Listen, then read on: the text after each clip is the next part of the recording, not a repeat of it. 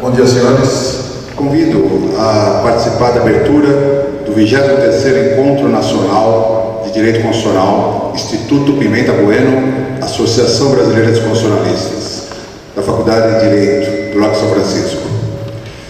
Para a abertura e para compor a mesa, eu convido o excelentíssimo senhor, professor Dr. Manuel Gonçalves Ferreira Filho, presidente da Associação Brasileira dos Constitucionalistas, professor aposentado da Faculdade de Direito do Lago São Francisco durante 40 anos.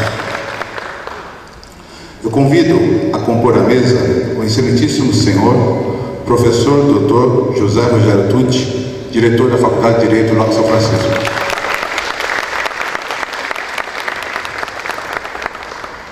Eu convido a compor a mesa o excelentíssimo senhor, professor doutor, deputado federal Evandro Guti.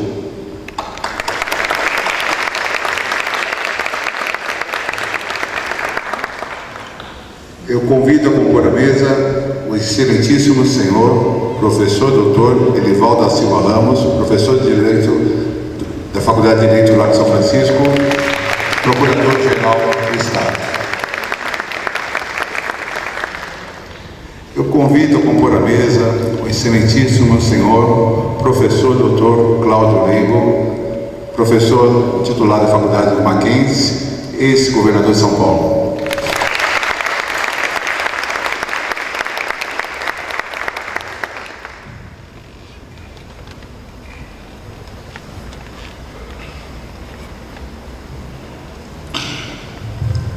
Eu tenho a honra e o prazer de declarar abertos os trabalhos do 20º Encontro do Instituto Pimenta Bueno, a Associação Brasileira dos Constitucionalistas. Quero, nesse momento, saudar e agradecer a presença dos ilustres professores que aqui estão, bem como das autoridades que compõem esta mesa. O professor José Rogério Cruz Tucci, foi meu aluno e é diretor da Faculdade de Direito hoje, o professor Dr. Cláudio Leigo, que foi governador do Estado de São Paulo, é um companheiro de longa data do Instituto Pimenta Bueno, mas que não foi meu aluno, foi meu contemporâneo. O professor Elivaldo da Silva Ramos, titular de Direito Constitucional desta Casa presentemente, e um jovem político, recém-eleito deputado federal por São Paulo, que fez pós-graduação nesta Casa e que há poucos anos ainda enfeitava, abrilhantava esse auditório como os senhores que hoje estão aqui abrilhantando mesmo. O deputado federal Evandro Guti, portanto, representante do Congresso Nacional. Sem mais, eu passo a palavra para o nosso diretor, que certamente terá alguma coisa a dizer a respeito deste encontro de direito constitucional. Queria cumprimentar os integrantes da mesa, a pessoa do eminente professor emérito Manuel Gonçalves Ferreira Filho.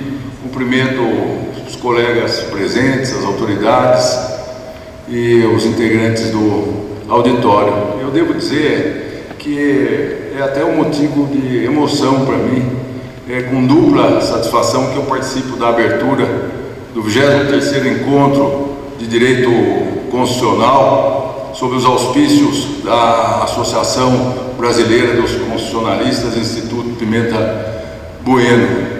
Em primeiro lugar, porque a faculdade tem o privilégio de sediar esse importante evento anual. E em segundo lugar, porque se presta uma justíssima homenagem nessa edição do 23º Encontro ao eminente professor Manuel Gonçalves Ferreira Filho, que deixou certamente o seu nome nos umbrais dessa faculdade, desta casa, e continua sendo professor e prestando o seu prestígio pessoal à velha e sempre nova Faculdade do Largo de São Francisco. E se notabiliza, professor Manuel, porque dentre os seus atributos, os atributos que exornam a sua personalidade, é aquele da generosidade. Eu tenho, porque evidentemente que acompanhei durante esses 40 anos essa generosidade do professor, porque é um orientador que não tem receio de ter discípulos ilustres. Isso é de suma relevância no meio acadêmico. Quero, portanto, me congratular com o eminente professor Manuel Gonçalves Ferreira Filho, que é a pedra angular, é um protagonista importantíssimo para a atualidade dos estudos de direito constitucional no Brasil, à frente da Associação Brasileira dos Constitucionalistas, Instituto Pimenta Bueno. Ao mesmo tempo em que cumprimento os congressistas na certeza do sucesso de mais essa edição do Encontro de Direito Constitucional. Singela, mas eficientemente estão abertos os trabalhos desta reunião do Instituto Pimenta Bueno. Por oferta da Procuradoria-Geral do Estado, nós teremos como preparação para a meditação constitucional, daqui a instantes se iniciará, um momento de música. Eu convido para fazer a apresentação representando a Escola de Música do Estado de São Paulo, EMESP Tom Jobim, no violino André Felipe, no violoncelo Felipe de Luna.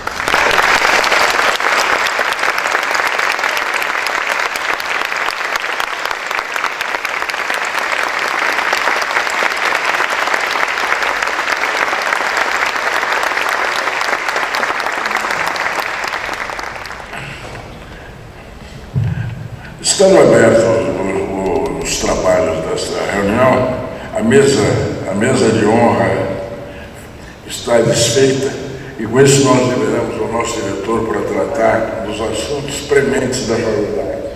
Muito obrigado.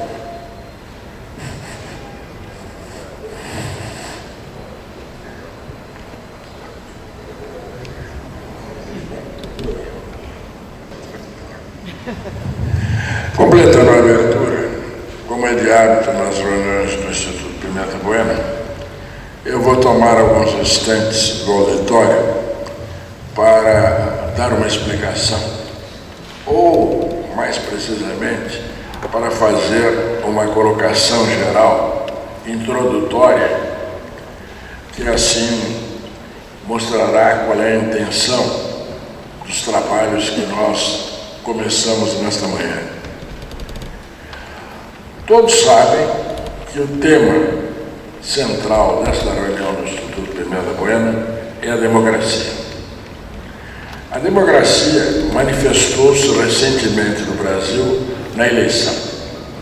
Ela se manifestou como um método de escolha dos governantes.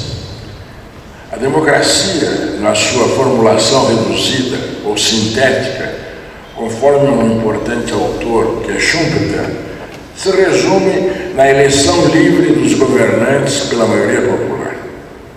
Entretanto, é notória a insatisfação generalizada quanto ao funcionamento das instituições democráticas. Isto não é argumentação da oposição, mas, como todos aqui sabem, a própria eleita o reconhece e foi talvez a primeira a falar de uma reforma política. Esta reforma política seria, evidentemente, visando a um aprimoramento da democracia, porque essa insatisfação pode ser vista como um descontentamento quanto àquilo que na doutrina constitucional americana e já na doutrina constitucional brasileira se refere, se menciona como a questão da qualidade da democracia. A qualidade da democracia não prescinde da eleição popular, mas ela não se completa, não se aperfeiçoa somente com a eleição popular. Realmente, toda uma linha de pensadores sobre a democracia salienta que esta pode ter diferentes graus de qualidade, em razão de alguns aspectos que merecem ser salientados e que serão tratados no curso desta reunião, exatamente procurando caminhos, levantando problemas, definindo ideias que possam servir a uma reforma política. Por exemplo, a doutrina salienta entre os aspectos ponderáveis para a qualidade da democracia a coincidência entre a orientação governamental e o desejo popular. A doutrina americana fala aí em responsiveness. Também a responsabilidade das autoridades pelo que fazem, tanto das autoridades inferiores para com as superiores, tanto como das autoridades superiores para com o povo soberano.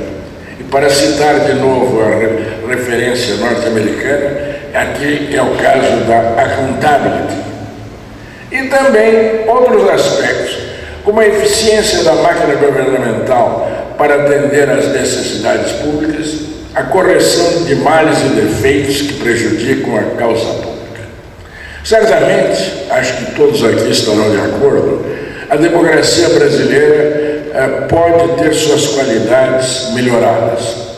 Para isso, é necessário estabelecer diagnósticos de males e deficiências, formular e discutir propostas de aprimoramento, como já apontei, e este é o objetivo desse 23º encontro.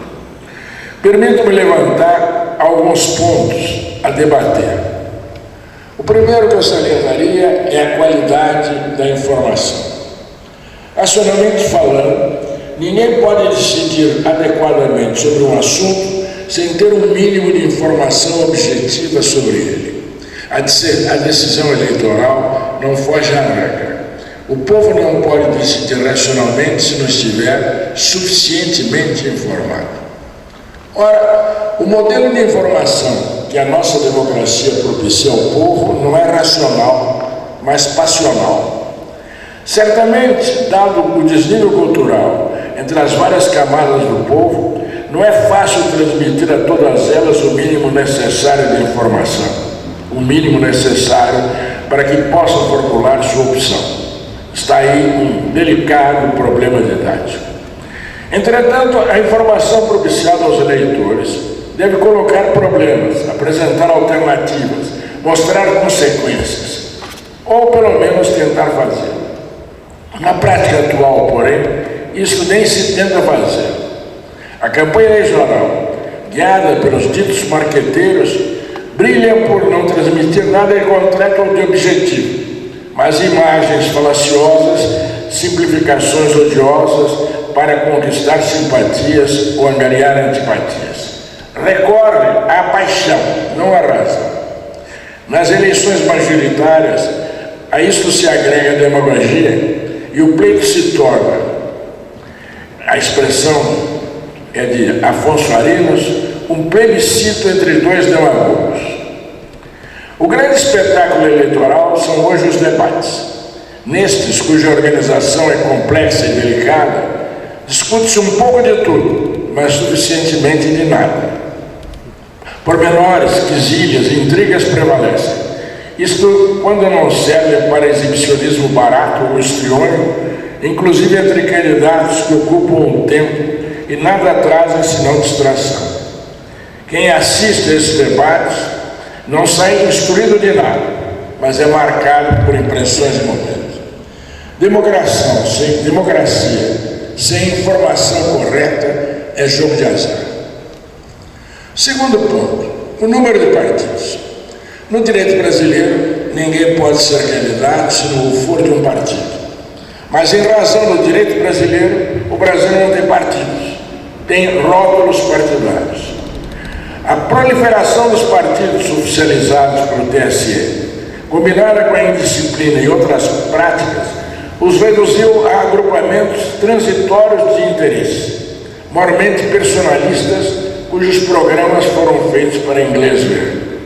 Ora, por um lado, isto contribui para a distorção da informação, porque retira o referencial de ideias que ao menos serviria de último guia para o eleitor. Na verdade, a experiência universal mostra que os partidos são indispensáveis à democracia, que a pluralidade de partidos é essencial a ela. Entretanto, essa mesma experiência universal traz a velha lição de que a multiplicidade excessiva de partidos enganinha a democracia, embaraça o processo eleitoral, dificulta o processo governamental, afeta o cerne da governança. De fato, num Estado de Direito, condição da democracia, a lei é a medida das coisas, e quem faz a lei é a maioria parlamentar. E o Executivo não pode fazer ou deixar de fazer, senão o que a lei determina. Não se governa sem maioria parlamentar, construída quando são incontáveis os partidos, que causa sempre o esfareamento da representação, exige persuasão e outros meios, às vezes ilícitos. Não se argumente com o cerceamento de uma cláusula de corte imporia. Sobrariam 7 ou 8 partidos, se fosse ela como é na Alemanha, e não há no mundo 7 ou 8 concepções do mundo e da política que justifiquem as contraposições ideológicas. Na verdade, o valor hoje dos partidos é dado pelo tempo de propaganda dita gratuita que possuem. É preciso reduzir o número de partidos para que ganhem consistência e coerência e sirva de instrumentos para a decisão política racional e para uma governança que não dependa de favores. Isto traz o terceiro problema, que é o do sistema eleitoral. O número de partidos, todos sabem, pelo menos desde um livro da minha juventude, lido na minha juventude, de autoria de um professor francês de que tive a honra de ser aluno, o professor Maurice de Verger, pelo menos desde esse tempo, é notório que os sistemas eleitorais não são neutros. Cada sistema influencia o voto e, consequentemente, o resultado do voto. Inclusive, nesse aspecto da simplificação do número de partidos, da redução do número de partidos ou da multiplicação do número de partidos. O sistema de representação proporcional notoriamente estimula a representação. Nesse modelo, o político tende a instrumentalizar a sua opção ideológica, versão otimista, ou ser dono de uma maquinazinha própria, versão pessimista. E o eleitor, se o partido tem significação e programa, o eleitor procura a nuance ideológica que mais lhe agrada, e tudo isso fragmenta o quadro partidário. No Brasil atual, o sistema proporcional se tornou uma fraude. Os marqueteiros inventaram o puxador de votos, figura simpática, querida ou admirada, que nada tem a ver com a política, no bom sentido, que arrasta milhares e milhares de votos, elegendo-se e elegendo por tabela vários sem votos. Há mais de meio século já se discute uma reforma que, sem eliminar a representação proporcional global, enseje um aprimoramento da seleção política por meio de eleitos majoritariamente em círculos eleitorais. É isso, na linguagem política brasileira, costumeiramente designada como o sistema misto. Contudo, essa mudança, ou qualquer outra, não cede aos donos da representação. Nada se faz e o povo cada vez menos confia nos seus representantes. Outro problema, o financiamento eleitoral. Um paradoxo da democracia é que nela o poder não se alcança sem dinheiro. A vida dos partidos, as campanhas eleitorais custam rios de dinheiro. A propaganda dita gratuita importa na preparação de textos e imagens, que é custosíssima. E ainda reclama os especialistas, os marqueteiros, regiamente pagos. Ora, como obter esse dinheiro? A fórmula ingênua do passado era recolher contribuições de militantes que, por amor à causa, se cotizavam com doações mais ou menos módicas. E é o que fizeram no século XVIII os partidos socialistas, por exemplo. Entretanto, isto hoje não seria suficiente. E no Brasil, sendo os partidos o que são, não daria nada. Hoje, ao menos entre nós, o financiamento partidário eleitoral não é jamais, perdoem-me as exceções, ideológico e desinteressado. Os contribuintes o fazem porque o têm de fazer, para evitar malquerenças, para estar bem com o governo de hoje e o com o de amanhã. Todos o sabem, e há um motivo por que se condena o financiamento privado.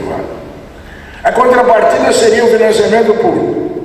Este, em tese, seria neutro, mas esbarra numa longa série de dificuldades práticas, como dividir o bolo, por exemplo. Outro, a previsão fundamentada na experiência aqui no Brasil, de que esse financiamento público seria, aspas, complementado, fecha aspas, por financiamento privado, via Caixa 2, e financiamento privado público por meio de empresas estatais. Não preciso dar exemplo. Isto leva a um outro tema, a corrupção. O problema do financiamento não tem solução enquanto não se expurgar da vida brasileira a corrupção. Ou, sendo menos otimista, atenuando o peso desta. Sem dúvida, um dos móveis da corrupção é político, mas não é o único. Outros há que permeiam a nossa sociedade, a começar pela cumplicidade e a tolerância. A corrupção é um problema moral, que não se extirpa apenas pela lei ou pela punição, mas, sobretudo, pela formação ética da comunidade. Esta que tem um meio radical de combater. E no plano político isso é fácil, porque seria recusar o voto àqueles que roubam, mas fazem. Enquanto a opinião fechar os olhos para isso, a corrupção persistirá. Por mais aprimoradas que sejam as atuações da Polícia Federal, do Ministério Público, do Judiciário, por mais que se criem e se estabeleçam controles. Nada se perderá, evidentemente, se esses controles foram aprimorados. Tudo isto leva à estruturação governamental. Num debate sobre a qualidade da democracia, não pode ficar de lado a questão da estruturação governamental. Esta temática claramente não pode ser ignorada em poucas palavras, mas ela não pode ser ignorada num colóquio sério. Para dizer apenas o essencial, a democracia brasileira é profundamente distorcida pelo presidencialismo que aqui se pratica. Um presidencialismo sem contrapesos eficientes, em que o presidente, quando não é um ditador autoritário, é um monarca complacente. O professor Sérgio Rezende de Barros, que está ali no auditório me fiscalizando, sabe que aqui é o momento em que eu cito uma contribuição sua para o pensamento político e constitucional brasileiro, que é exatamente a substituição dessa referência ao presidencialismo exacerbado que eu fiz por um termo muito mais eloquente. Nós não temos um presidencialismo, nós temos um presidentismo. Diga-se que o mal é antigo. Acentuou-se mais recentemente por força do intervencionismo estatal. O chefe do executivo não é apenas chefe do executivo, ou chefe da máquina administrativa. É também o dirigente máximo da economia e o pai dos pobres. Tem nas mãos a máquina administrativa, a força produtiva, a proteção dos desvalidos contra a fome, o desemprego, a doença e a velhice. Sem falar, ia me esquecendo dela, das Forças Armadas. Há muito já se propôs, e reiteradamente se tem proposto, que se separe a figura do presidente, que seria um poder moderador, e o governo, exercido este por um gabinete sob o controle estrito do parlamento. É um exemplo que também nós encontramos no direito comparado.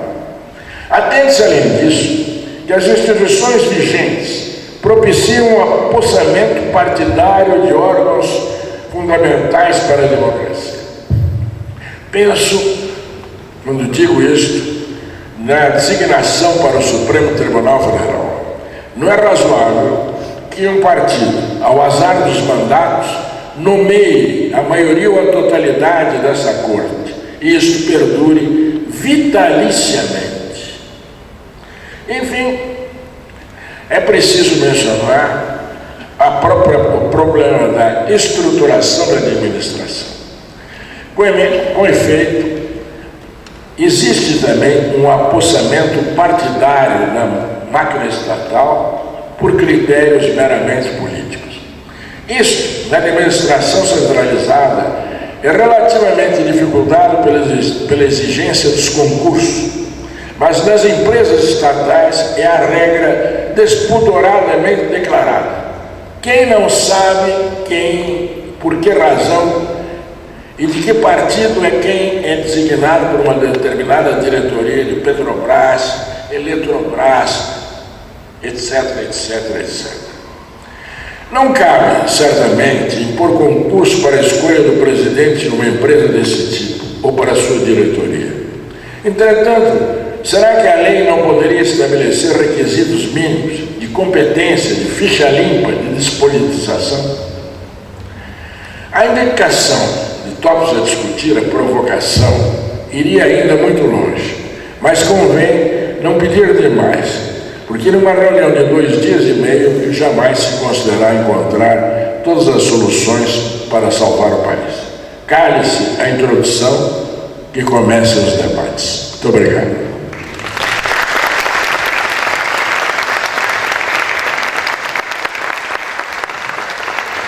É verdade que, abusando, todo presidente no Brasil abusa, o presidente do Instituto Pimenta Bueno também abusa. Eu acho que o Sérgio vai dizer que o presidentismo está implantado no Instituto Pimenta Bueno também. Antes de nós começarmos os trabalhos organizados do Instituto Pimenta Bueno, com a licença do governador Cláudio Lema e dos que participarão do primeiro painel, eu quero Eu quero aproveitar a presença de um professor francês, o professor Jean-Sylvestre Berger, que lamentavelmente não poderá ficar para toda a reunião do Instituto Pimenta Bueno, para que diga algumas palavras sobre um assunto que ele conhece profundamente, qual seja o tema da democracia na União Europeia. Professor Berger, por favor. O professor Jean-Sylvestre Berger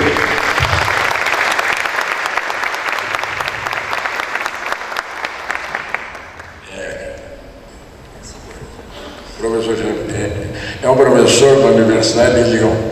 E todos sabem que Lyon é uma das metrópoles francesas, uma cidade de grande prestígio intelectual, além de grande prestígio gastronômico, se me permitir a observação. Professor.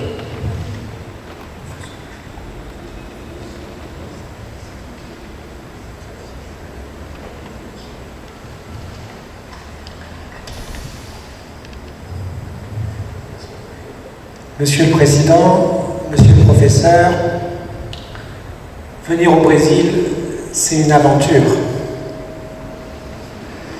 Eu vou fazer a tradução na sequência das palavras do professor Berger. Ele sauda o presidente e os professores e diz que vir ao Brasil é uma aventura. Je suis professeur de droit privé et je m'intéresse depuis très longtemps au droit international et au droit européen.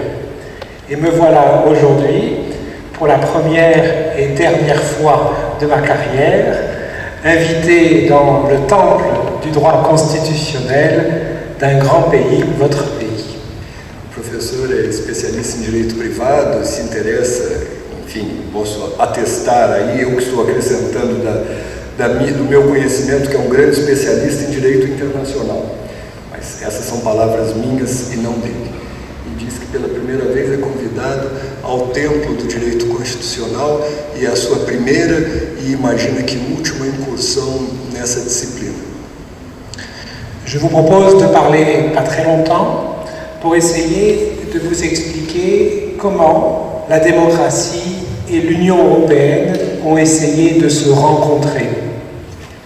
O tema do professor é tentar explicar rapidamente como a democracia e a União Europeia podem se encontrar. Moi je dis volontiers qu'on peut faire du droit soit par le haut, soit par le bas. On a des expressions en anglais, bottom-up ou top-down, selon qu'on veut le faire par le haut ou par le bas. A questão toda parte da ideia de como fazer o direito, se por cima ou por baixo, como nas expressões em inglês top-down ou bottom-up.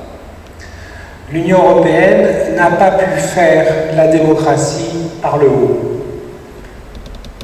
A União Europeia não pôde fazer a democracia de cima. Pour ça, il aurait fallu qu'il y ait un peuple, c'est-à-dire un démos. Portanto, se fez necessário que houvesse um povo, um demos. Une représentation publique de ce peuple. Uma representação pública desse povo. Une volonté qui s'exprime. Uma vontade que se exprime.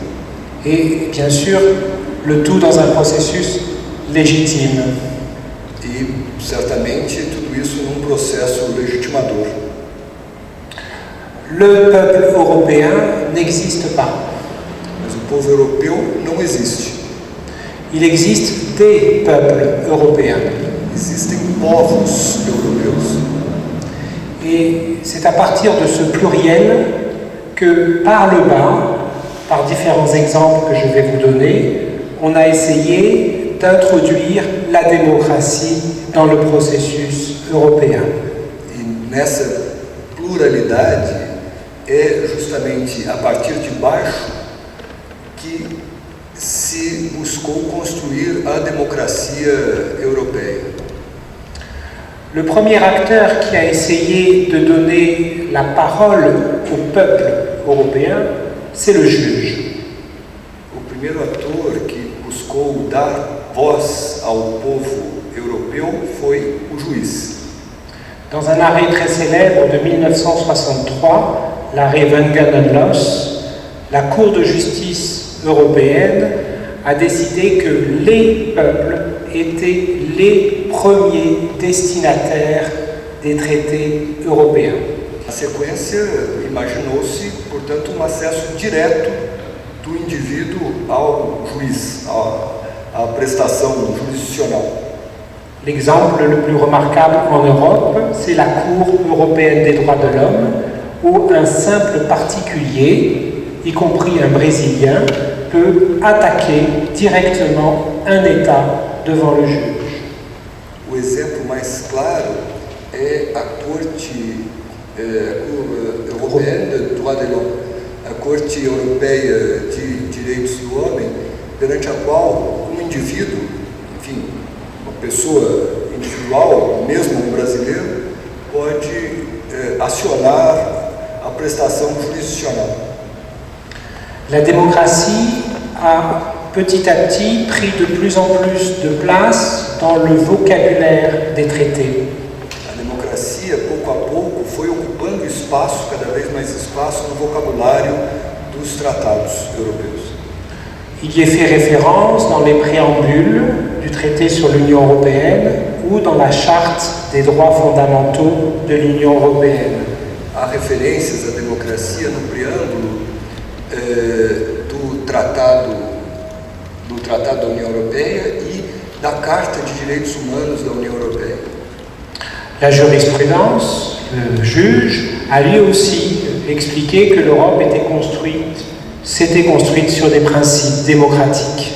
A jurisprudência logrou demonstrar que a Europa foi construída sobre o princípio democrático.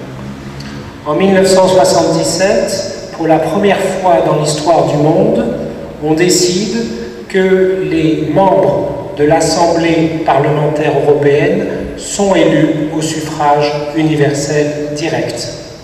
E pela primeira vez, em 1977, decidiu-se que os membros do Parlamento Europeu devem ser eleitos pelo sufrágio universal direto.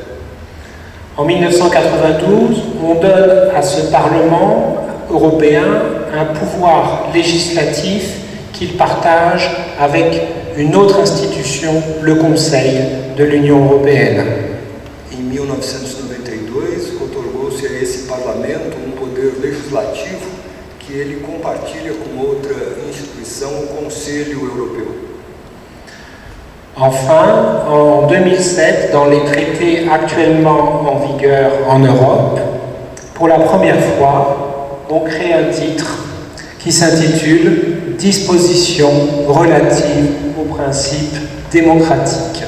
E pela primeira vez, em 2007, no principal tratado que vigora hoje como Tratado Europeu, introduziu-se um título que literalmente diz disposição relativa ao princípio democrático, disposições relativas aos princípios democráticos. La démocratie en Europe se fait par les petits pas. A democracia na Europa se faz a pequenos passos. Est-ce que ce moyen de faire la démocratie par le bas est arrivé à un succès? Est-ce qu'on peut dire que c'est un succès? Uma pergunta, enfim, pode-se perguntar se a democracia construída assim a partir de baixo chegou a sucesso? É bem sucedida? Alors je ne suis pas spécialiste pour le dire. Ele não é especialista para dizer. Donc je vais me contenter d'une remarque de bon sens. E vai se contentar de fazer observações de bom senso, senso comum. Le problème de l'Europe, c'est la distance entre le pouvoir européen et les citoyens. O problema da Europa é a distância entre o poder europeu e o cidadão. Ce problème-là, j'ai l'impression que l'Europe le partage avec beaucoup de pays dans le monde. Mas esse problema, ele tem a impressão que a Europa compartilha com muitos países no mundo. À mon modeste niveau de professeur, mon devoir est de faire des étudiants en droit, y compris de cette université, ceux qui porteront le message de droit européen pour étendre le cercle des personnes concernées. Na sua missão de professor, ele entende que um papel importante é conscientizar os estudantes, inclusive agora o público brasileiro, da sua importância de ampliação dessa ideia democrática de envolvimento do povo no processo democrático europeu. Je remercie donc cette université de m'offrir cette belle opportunité d'essayer de porter modestement un peu de démocratie européenne. Ele agradece essa oportunidade dada pela nossa universidade de trazer modestamente alguns aspectos da democracia na União Europeia.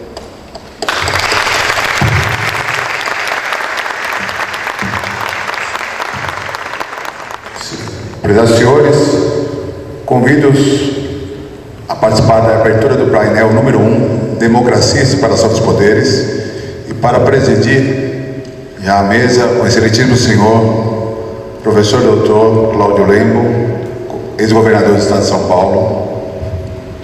Convido a compor a mesa o excelentíssimo senhor professor doutor César Saldanha de Souza Júnior, mestre, doutor e livre docente pela Faculdade de Direito lá de São Francisco e professor titular da Universidade Federal do Rio Grande do Sul.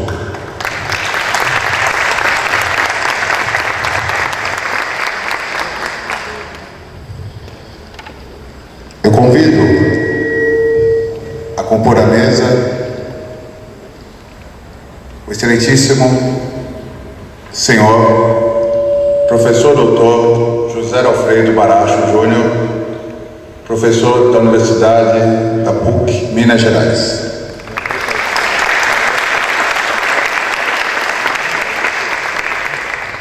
Eu convido a compor a mesa a excelentíssima senhora professora doutora Mônica Herman Salem Cadiano, presidente da Comissão de Pós-Graduação da Faculdade de Direito lá de São Francisco.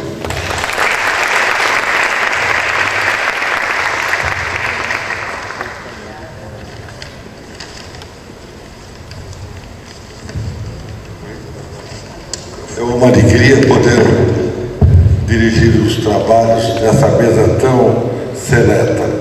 Primeiramente, eu gostaria de dizer uma palavra, se vocês me permitirem, cumprimentando o professor Manuel Gonçalves Ferreira Filho. Em todos os momentos de sua vida, ele sempre teve uma preocupação básica, que foi os estudos sobre a democracia. E ele, nesse momento tão importante da história brasileira, como são todos os momentos da história, ele, mais uma vez, dá sua contribuição cultural, intelectual, para o grande debate do momento presente no país. Portanto, eu quero cumprimentar o professor, que foi meu contemporâneo nessa casa e sempre foi meu mestre e é meu mestre. Isso posto, vamos então ao debate.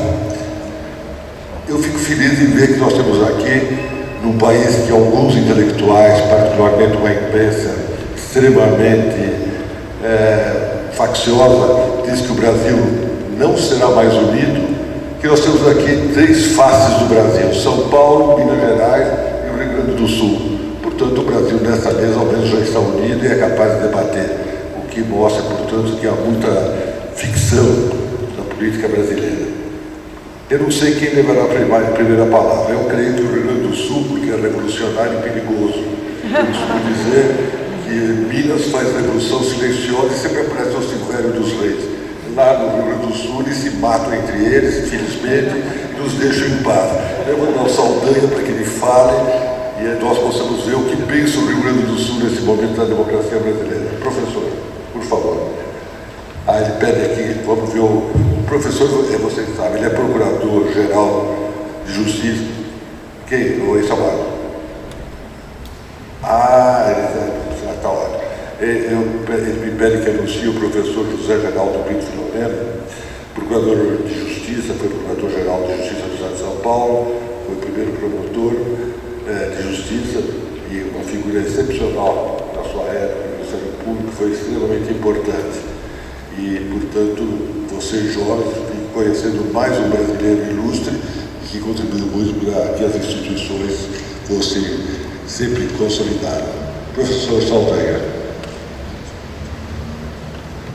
Eu não sei porque não está dito aqui, mas eu acho que ele pergunta quantos minutos pode falar. Falam tanto quanto nós queremos aprender, não é isso? Você saberá uns 15 minutos. Exatamente. É um pouco perigoso. Eu vou limitar o meu tempo no máximo 30 minutos. Máximo. Senão, eu me descontrolo. Muito bom dia a esse público maravilhoso de alunos e professores que se encontram aqui presentes, aos meus amigos e companheiros e que partilham esta mesa, que já foram apresentados, e ao corpo de professores e de professoras dessa casa. E eu quero lembrar e cumprimentar a todos na pessoa da professora Fernanda e do professor Manuel Gonçalves Ferreira Filho, dois símbolos do direito constitucional desta casa, e em nome dos dois eu saúdo todos os professores que aqui se encontram. Saúdo também o público presente aqui e saúdo também, eu agora espero não falhar, mas já vou falhando aqui. Eu saúdo aqui as duas alunas do professor Carlos Reverbel e também minhas alunas lá de Porto Alegre, que prestigiam esse público maravilhoso. A minha saudação é a Isadora Vargas e a Cristiane Painhoff, que aqui se encontram. Muito obrigado pela presença vossa aqui e saúdo nelas todo esse público que aqui se encontra presente. A minha exposição, eu quero lembrar também a presença do nosso deputado federal, o Evandro Gussi, também que foi aluno dessa casa e que também honra os nossos trabalhos. No título do trabalho que eu coloquei aqui é a democracia e a separação de poderes. É o tema que nos foi dado, examinar. Eu dividi democracia e divisão dos poderes, eu dividi aqui em 3 pontos da minha exposição. Então, mais ou menos uns 10 minutos para cada um desses pontos. Esses pontos que eu quero colocar é uma breve história da divisão dos poderes no mundo ocidental, os 3 níveis da política. A política tem 3 níveis. E terceiro, a relação entre federação e a separação de poderes. Estudar aqui uma relação entre federação e separação de poderes. Então teríamos esses 3 pontos. Primeiro, a história, uma história da divisão dos poderes. A divisão dos poderes tem uma história bem datada e bem documentada sobre a evolução dos poderes políticos. Desculpem um pouco a autopromoção, mas não tem esse objetivo. Eu escrevi um livrinho pequeno, sintético, com o objetivo de que ele fosse lido, e eu acho que o objetivo é alcançado, onde eu conto uma história da divisão dos poderes, da separação dos poderes. Eu conto de uma maneira muito didática.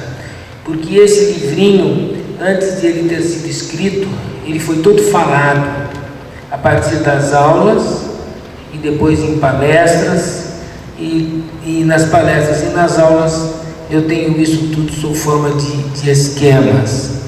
Então, há uma história bem datada, bem documentada, da divisão dos poderes no mundo ocidental. Ela começa, são 6 fases. Ela começa com a fusão de todas as funções políticas.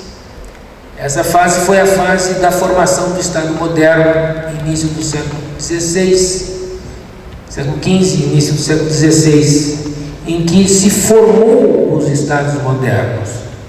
E ao se formar os Estados modernos, todos os poderes foram concentrados nas mãos do rei.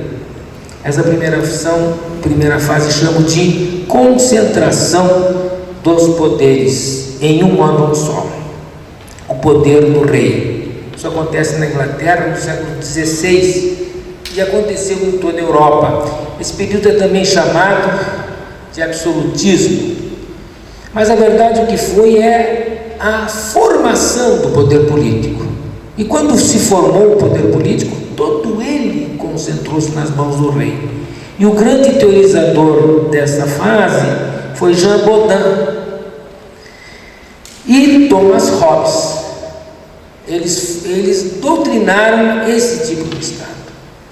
No século XVII, nós vivemos a segunda fase, a primeiro passo da separação de poderes. Aconteceu na Inglaterra, na Revolução de 1688, chamada Gloriosa. E o que ela fez? Separou-se do poder do rei, ganhou a independência, a autonomia, a independência do poder do rei, o parlamento.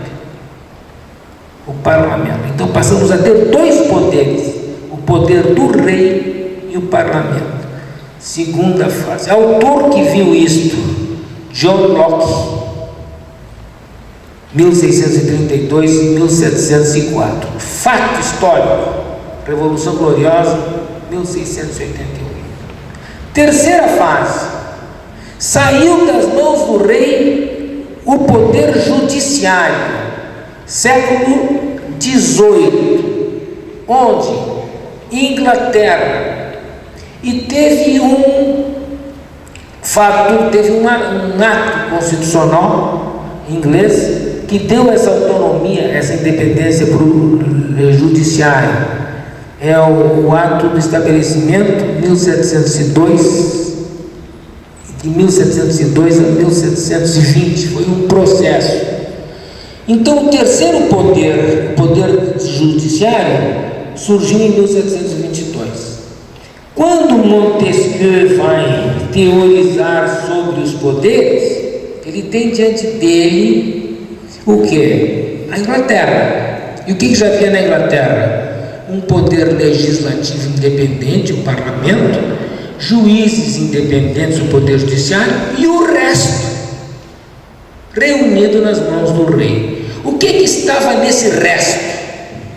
Neste resto estava uma função de última instância, que é a função às vezes menos valorizada pelo povo, pelos experts, mas a mais importante de um chefe de Estado, que é unir a pátria acima dos partidos, é expressar a alma da nação e defender os valores nacionais,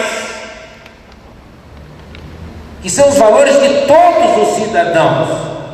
Esse é o papel mais importante da política, pouquíssimo valorizado entre nós no Brasil, e por isso não se ama a história do Brasil. Nós temos um projeto de futuro, não sabemos o que vamos fazer do Brasil no futuro, e por isso não sabemos vamos governar para quê, porque a gente governa hoje, dirige hoje, pensando num projeto, e é essa a função de um chefe de Estado. Pensar o Brasil para as próximas gerações. E é ali que vão vicejar as instituições que pensam os objetivos nacionais que transcendem as gerações. Um país tem que pensar nas gerações, no futuro. Quem pensa o Brasil para o futuro, para as gerações que vêm? Se o Brasil é alguma coisa hoje, é porque ele teve no passado instituições que pensavam o Brasil no futuro. Por isso foi o único país que fala português nas Américas e manteve essa unidade extraordinária que é nosso maior valor. Então, terceira fase, 3 poderes: o poder do rei, o poder do Estado, o poder legislativo e o poder judiciário. Século XVIII, ato do estabelecimento. Mas não parou aí essa evolução. Essa evolução continuou. Essa evolução continua. E ela continua, desculpem, ela continua, não para. E entramos na 4ª fase.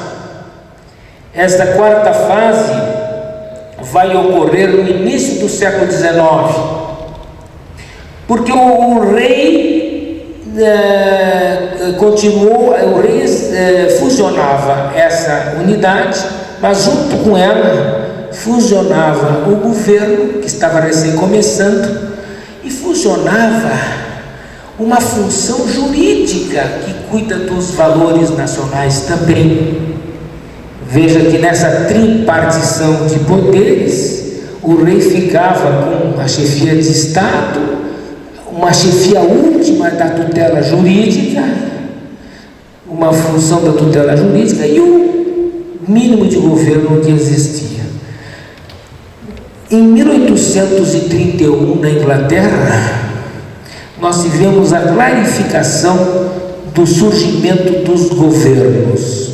Ela ocorre com a lei da reforma eleitoral de 1830, que estendeu o eleitorado, e estendendo o eleitorado, consolidou 2 partidos, e consolidou uma clara ideia de que esses partidos representavam eleitores, com mais ou menos programas e linhas de pensamento político. Então era preciso, houve essa clarificação de que o poder é do povo e vai ser, esse poder de governar é do povo, e o povo vai governar através das opções que vai fazer pelo partido ao qual ele vai dar maioria.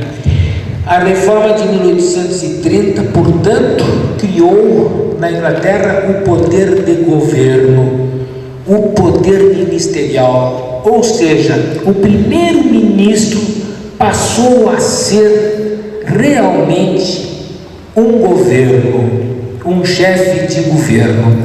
Claro que essa situação já vinha se consolidando com o tempo, mas na década de 30 começou a ficar bem claro que o governo, digamos assim, representa uma linha partidária que ganha as eleições. Então surge em 1830 na Inglaterra 4 poderes: poder judiciário, poder legislativo, já tinha sido o poder judiciário, e agora o poder governamental. E sobrou no rei a chefia de Estado, a administração e algo mais que nós vamos ver. 5ª fase, início do século XX.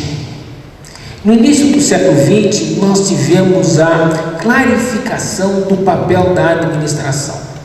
A administração se tornou organizada, técnica, profissional, quadros, e houve um doutrinador, Max Weber.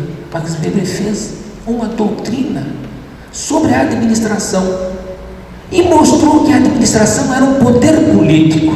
E nós olhamos para a Inglaterra e vamos enxergar na Inglaterra se formando claramente na Inglaterra a administração pública, profissional, técnica, isenta, sem partidos, construída de formas reguladas, independentes do governo do dia.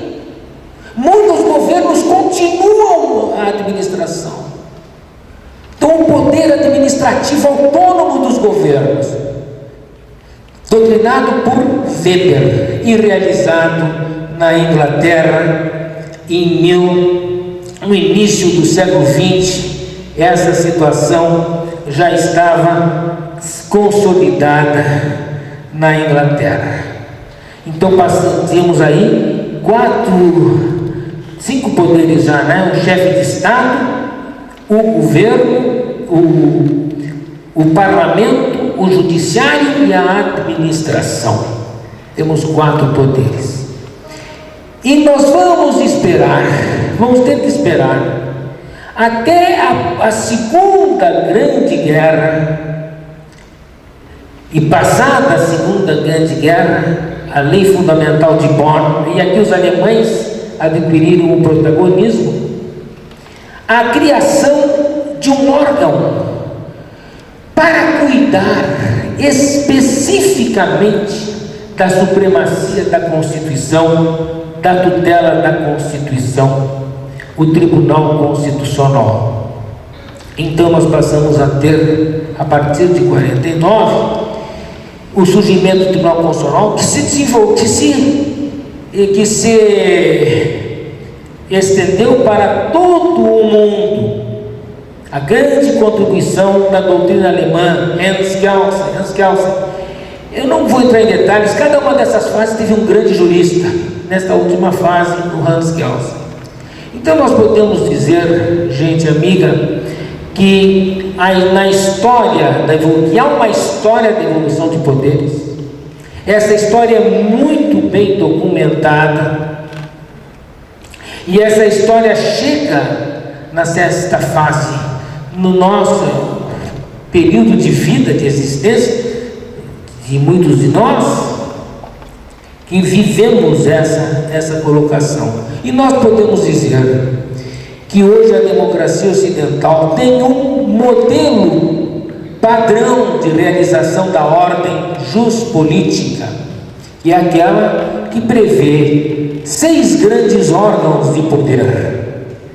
6 grandes órgãos de poder político na Constituição.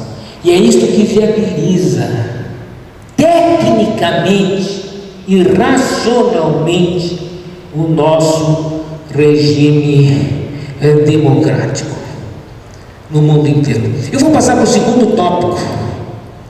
Vejam bem, esses 6 poderes políticos, eles não estão assim jogados aleatoriamente num conjunto. Na verdade, esse conjunto de 6 poderes, eles formam um sistema. Número 2 do meu esquema: os 3 níveis da política e do direito. A política, o direito e também a ética, hein? Esses 3 ramos têm algo de comum. Eles são daquilo que os filósofos clássicos chamavam de razão prática. A razão prática é diferente da razão teórica. Os filósofos sempre ensinaram que a razão prática, o que é a razão prática? É a inteligência humana que permite que se descubra qual é o bem e se chegue ao bem. Se distingue da razão teórica. A razão teórica é aquela pela qual nós conhecemos a realidade. A razão teórica é aquela pela qual nós conhecemos, descrevemos, entendemos a realidade.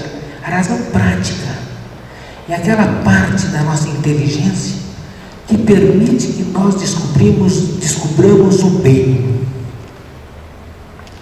Qual é o bem? O bem ético, o bem político e o bem jurídico. O bem jurídico é aquele mínimo ético ao qual nós atribuímos um mínimo de força política para tornar obrigatório na sociedade. Vejam, a ética, a política e o direito não é razão teórica que descreve a realidade e os princípios, mas é razão prática. Ela ensina como se descobre o bem. Depois teríamos um terceiro tipo de razão, que é chamada razão técnica. Esse é das ciências técnicas, da tecnologia, que descobre o bem fazer.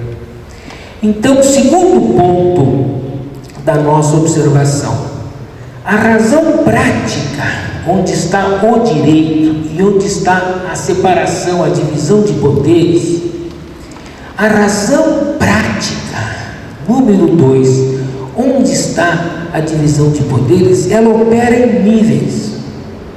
Então eu quero deixar aqui que esses 6 poderes que acabamos de descrever, eles estão colocados em níveis da operação da razão prática. Quais são esses níveis?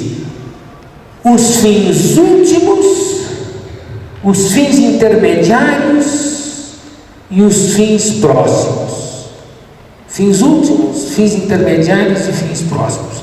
Significa o seguinte: como é que opera, como é que funciona a inteligência humana que faz ética, que faz política e que faz direito? Como é que ela opera? Ela opera nesses 3 níveis. Primeiro momento da razão prática, nós descobrimos os fins, os valores. Então, o fim, o nível mais elevado da razão prática estão os valores éticos, os valores políticos e os valores jurídicos. Valores jurídicos são aqueles valores éticos aos quais nós emprestamos força de valor político para tornar o valor jurídico. O direito é sempre o resultado da combinação da ética com a política. Direito é aquele mínimo ético ao qual atribuímos um mínimo de força política para gerar o direito. Então, 3 níveis da política e do direito são valores éticos, políticos, jurídicos supremos. Se nós abrirmos a Constituição, maiormente no preâmbulo e nos primeiros artigos, nós vamos estar escritos aqui os valores que até a Constituição fala que são permanentes. Interessante que lembra aqueles objetivos nacionais permanentes do regime decaído. A Constituição fala os objetivos nacionais, objetivos supremos. Ela fala aqui, valores supremos de uma sociedade, preâmbulo, estou lendo, fraterna, pluralista, sem preconceitos, fundadas na harmonia social e comprometida na ordem interna e internacional com a solução pacífica dos conflitos. E depois entra nos princípios fundamentais, e nós temos soberania, cidadania, ele vai assim, os grandes valores que estão no preâmbulo aqui, os grandes valores. Esses valores não têm partido, esses valores não têm ideologia, são valores nacionais, são valores de todos. E aqui a gente precisa um trabalho institucional, é indispensável um trabalho institucional para precisar quais são as exigências desses valores que o direito objetivo e positivo devem obedecer. Esse controle de constitucionalidade dos valores que hoje já se aceita, ele exige um órgão que seja capaz de fazer essa contraposição entre os valores supremos, os valores nacionais que são de todos.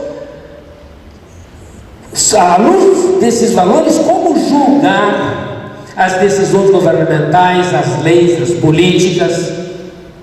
Hoje não há dúvida que os valores foram juridicizados pelo constitucionalismo contemporâneo. bem diferente do constitucionalismo anterior, nós constitucionalizamos esses valores supremos.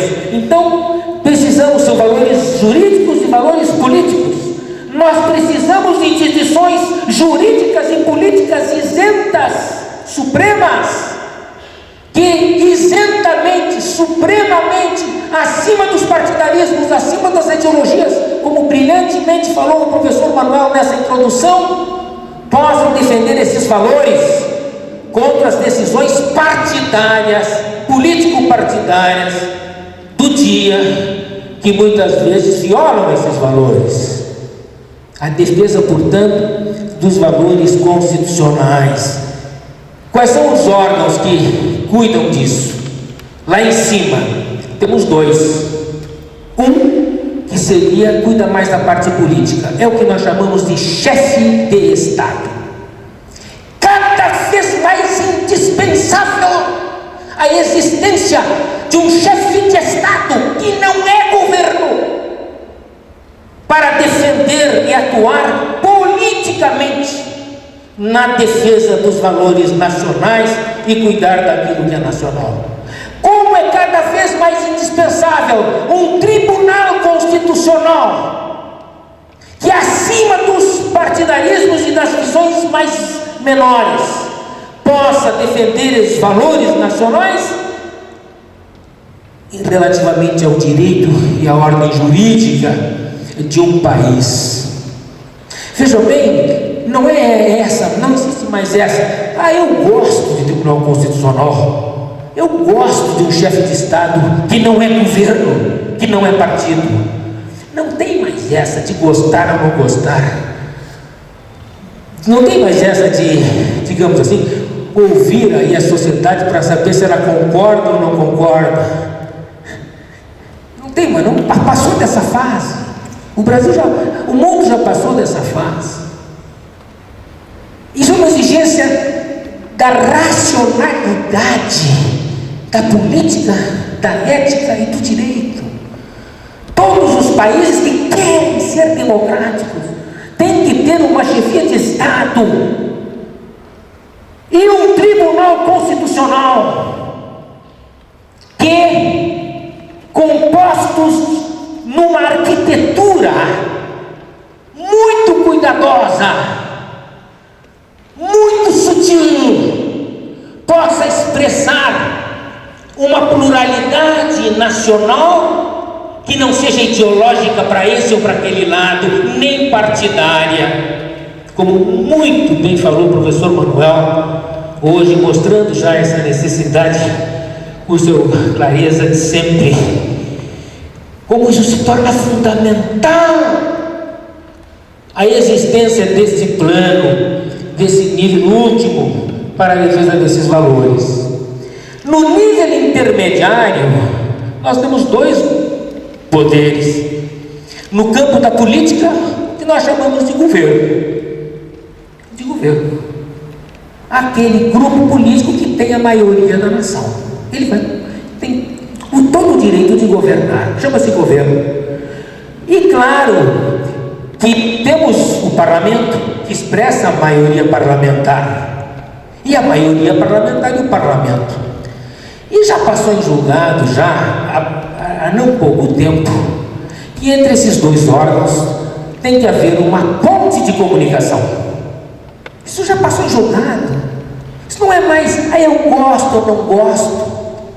Isso não é mais questão de gosto, gente. Isso é imposição da racionalidade. O governo tem que ser expressão da maioria parlamentar. Não há outra maneira de fazer. Ninguém inventou outra maneira de fazer isso. Ou seja, nós votamos para deputados, se possível, por um sistema, como disse o professor Manuel muito bem, de base distrital, em que o eleito é controlado, fiscalizado pelo eleitor, e o eleitor sabe quem está votando e pode controlá-lo, uma base distrital. Então, a maioria parlamentar forma o governo. E o governo é responsável por essa maioria parlamentar. E, não obstante, governo é governo, parlamento é parlamento. Embora tenha que haver comunicação entre os dois. Como lá em cima, na chefia de Estado e no Tribunal Constitucional, são órgãos que fazem um trabalho que tem algo de comum. Então não é nada errado que o chefe de Estado converse com o Tribunal Constitucional. Eles estão no mesmo nível, cumprem a mesma função. Cumprem a mesma função. E abaixo do nível intermediário,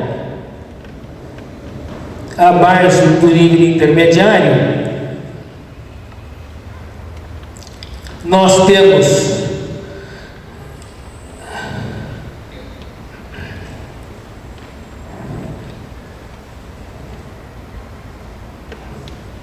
abaixo do nível, nós temos o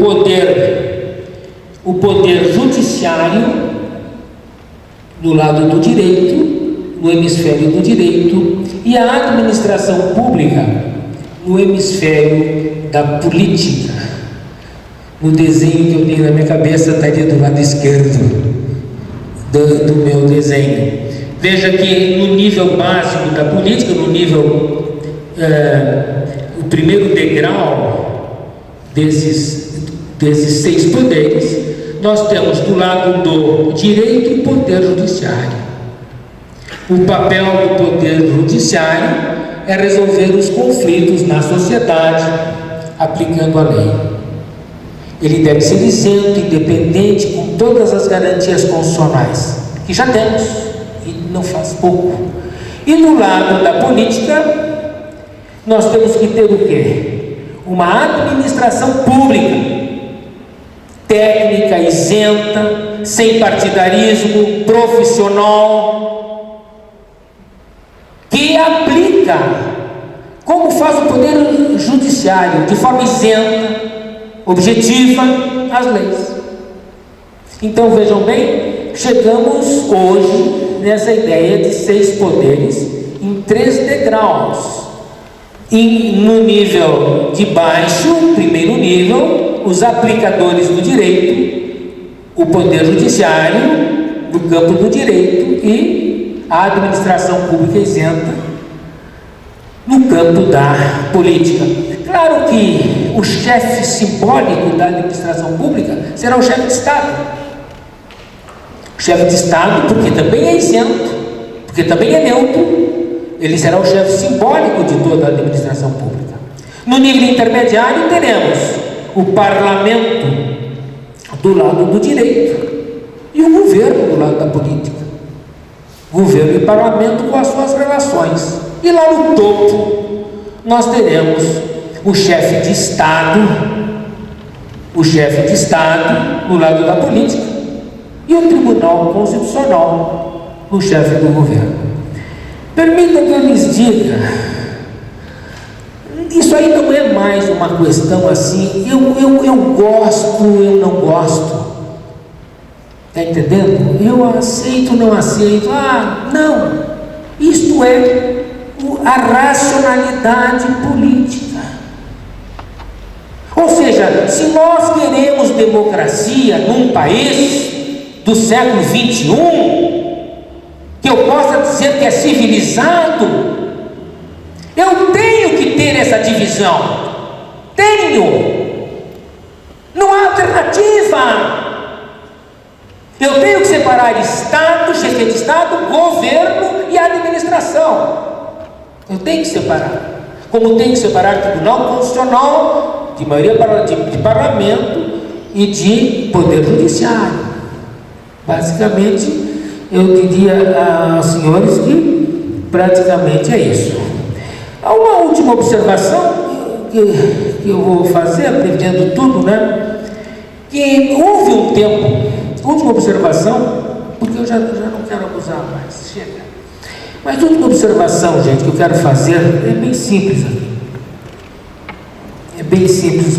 É sobre a nossa aqui no ponto prático da nossa federação. Vejam bem, alguém pergunta, mas professor, nos Estados Unidos, o presidente é Estado, é governo e administração. Nós copiamos os Estados Unidos. Resposta: errado. Não tem. E aqui eu vou fechar minha contribuição de hoje, vou mostrar por quê. É um detalhe que a gente não nota. O detalhe chama-se federação. Aprendi com o professor Manuel e com o Carlos Renerbel que a gente tem que ler mesmo Montesquieu, página por página.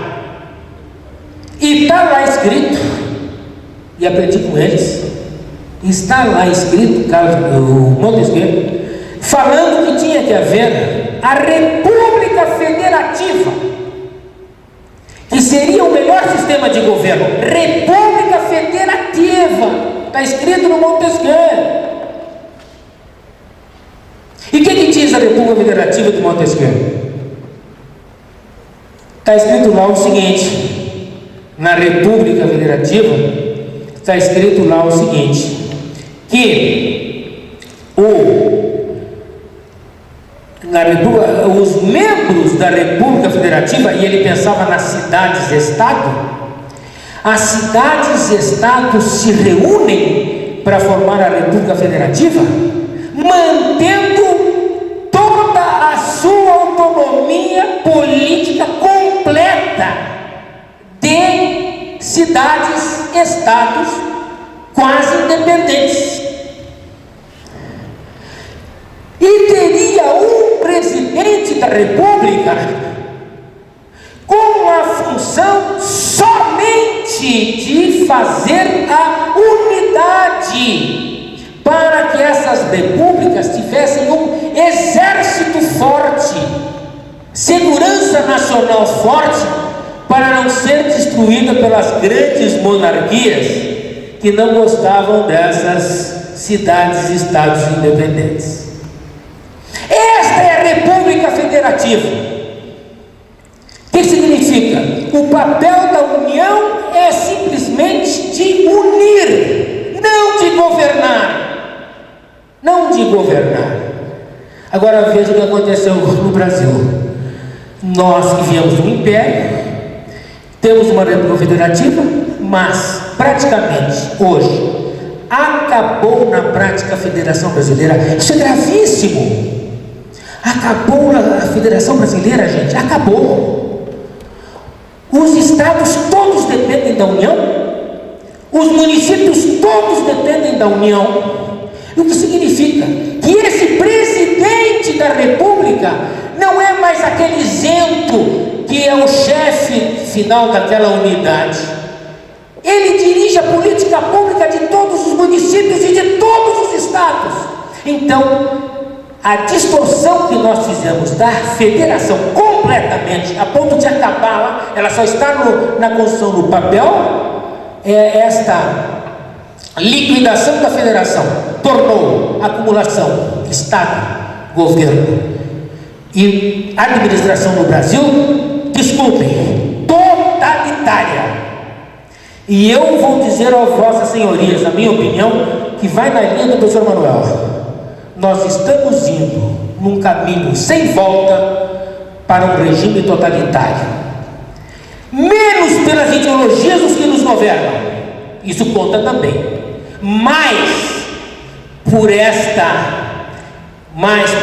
tragédia que representa essa fusão de Estado, governo e administração no nosso país. Muito obrigado.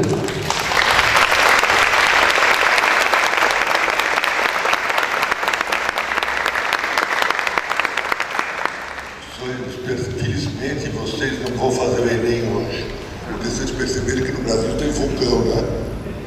Há vulcões no Brasil, olha que um ao meu lado. Então, já que houve um vulcão ao meu lado, que nos deu toda a história do Ocidente político, vamos ouvir Minas Gerais com a sua tranquilidade e deixar para o fim, que eu quero me submeter à Lei Maria da Penha, a professora Mônica. Vamos ouvir o professor Barato.